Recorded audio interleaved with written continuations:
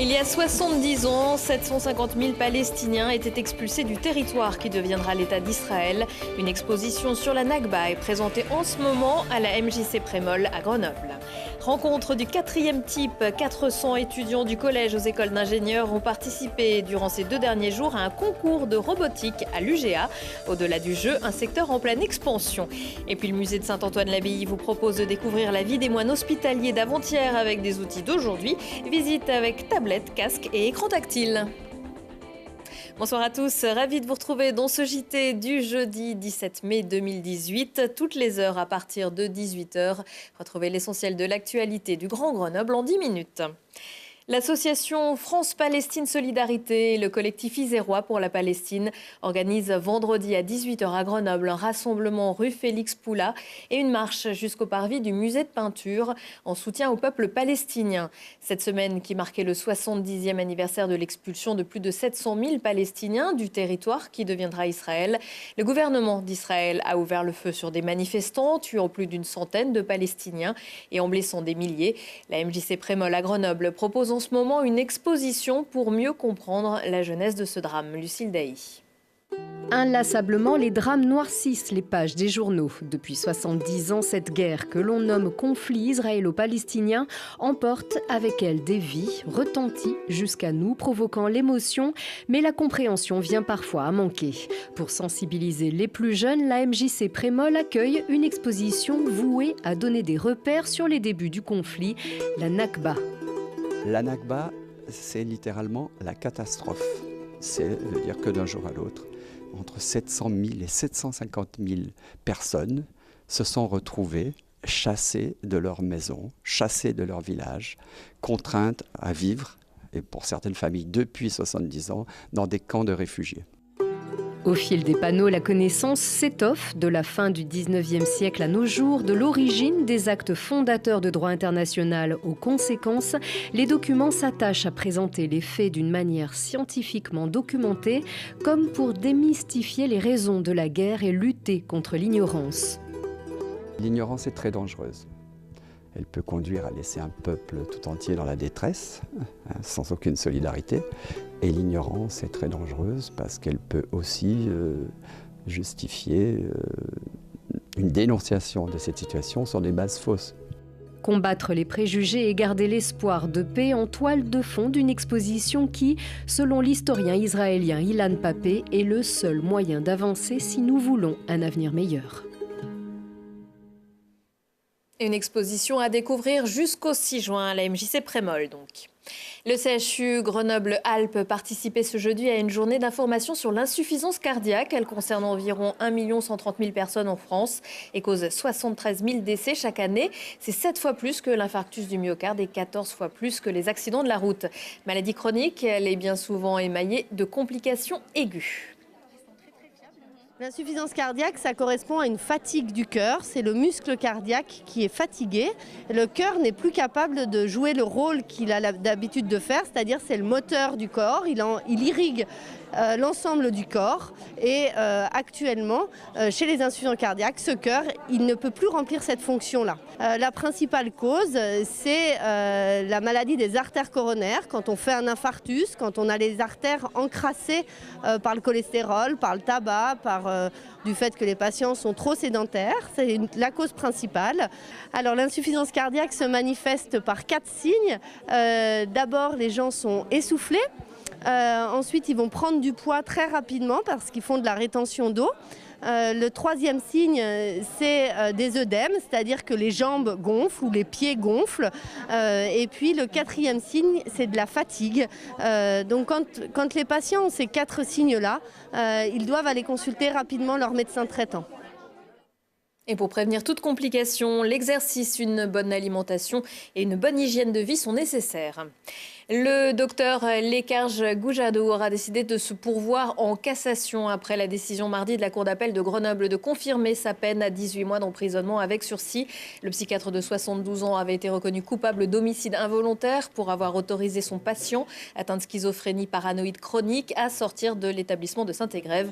Le 12 novembre 2008, l'homme avait mortellement poignardé sur le cours Beria Luc Meunier, un étudiant grenoblois. Mais il avait été déclaré irresponsable pénalement. L'hôpital avait été et relaxés. Le développement de l'intelligence artificielle passera sans doute par Grenoble. Ce n'est pas moi qui le dis, c'est Emmanuel Macron lors d'un discours au Collège de France en mars dernier. En attendant le Nobel, le challenge robotique de l'université Grenoble-Alpes se déroulait mercredi et jeudi sur le campus. Laurie Baillet. Les robots sont partout, ils attisent la curiosité et pour mieux les comprendre et les fabriquer, l'université Grenoble-Alpes et l'INP propose un challenge robotique à 4 défis. L'occasion pour plus de 400 élèves, du collégien à l'étudiant en master ou en école d'ingénieur, d'approfondir ses compétences. En fait, si vous faites travailler des étudiants sur quelque chose où il n'y a pas de challenge à la fin, c'est beaucoup plus difficile. Ils doivent apprendre l'autonomie, à arriver à programmer, à faire des cartes électroniques. Et au lieu de faire des cartes électroniques qui servent à rien, on apprend à essayer de réaliser quelque chose. Ici, les jeunes travaillent la robotique, mais pas que, les sciences, l'électronique, l'informatique industrielle, les technologies et les matériaux de construction. C'est un robot en Lego. Il a donc des pinces qui sont contrôlées par des moteurs pour les roues. Et il a aussi un capteur ultrason pour savoir les objets à quelle distance ils sont. Derrière, on voit qu'il y a deux moteurs. La structure est faite en bois découpée avec une graveuse laser. Et ensuite, on a divers moteurs et actionnaires qui permettent de réaliser toutes les actions de la compétition. On a fait d'abord un châssis en pliant et en découpant des pièces de plastique à la bonne taille. Et on a aussi utilisé des éléments de Lego et des moteurs Lego. Et entre la théorie et la pratique, il peut y avoir un léger décalage. C'est trop dur. Par exemple, la simulation en programmation, c'est énormément différent que la pratique. En théorie, ça devrait marcher, mais en pratique, il y a toujours des petits détails qui changent. Je trouve qu'on apprend beaucoup de choses, parce qu'il y a des choses qu'on n'a pas forcément conscience et qu'on voit ça sur le terrain, quoi. L'UGA est l'un des 5 établissements d'enseignement supérieur de la métropole grenobloise et accueille aujourd'hui plus de 45 000 étudiants sur son campus.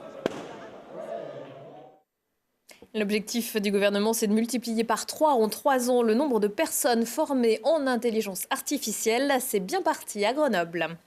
Un musée Éoli. La nuit européenne des musées se déroulera ce samedi dans plusieurs milliers d'établissements. En Isère, 56 événements sont prévus. Le programme à retrouver sur le site nuitdesmusées.fr. L'occasion aussi d'aller faire un tour à Saint-Antoine-l'Abbaye. Ancré dans le Moyen-Âge, le musée a pourtant fait le choix de la modernité dans sa scénographie. Visite avec Julie Ségala. Repousser les frontières du temps, plonger dans la vie des moines du Moyen-Âge et toucher du doigt les splendeurs de l'abbaye. Le musée de Saint-Antoine passe à l'ère du 2.0 et propose à ses visiteurs une série d'expériences originales et interactives. Équipé d'un casque et d'un compagnon de visite, c'est en son et en images qu'on découvre l'hôpital, le Saint-Vinage ou le monarchisme, un voyage pédagogique et ludique qui s'adresse à tous les publics. C'est un compagnon de visite, effectivement, qui guide le visiteur sans imposer quoi que ce soit, car on peut tout à fait avoir envie de lire des cartels développés, c'est-à-dire d'en savoir plus sur une œuvre. On peut tout à fait avoir envie de s'intéresser plutôt à une vidéo de contextualisation ou jouer grâce à une table tactile sur le chantier des bâtisseurs. Il a fallu plusieurs années l'aide d'un scénographe pour remodeler ce parcours. Au fil des salles, le visiteur est guidé par ces petits signes, des taux, qui lui indiquent une vidéo, un témoignage audio ou une animation tactile sur les tables numériques. On vient badger, on va dire, sur des bornes pour avoir, par exemple, des cartels développés. Mais c'est également un dispositif qui permet de synchroniser les vidéos, c'est-à-dire lorsqu'on passe devant une vidéo, le son... On a du son synchrone qui est diffusé dans nos oreilles et il participe également à des dispositifs de lecture augmentée sur un vitrail.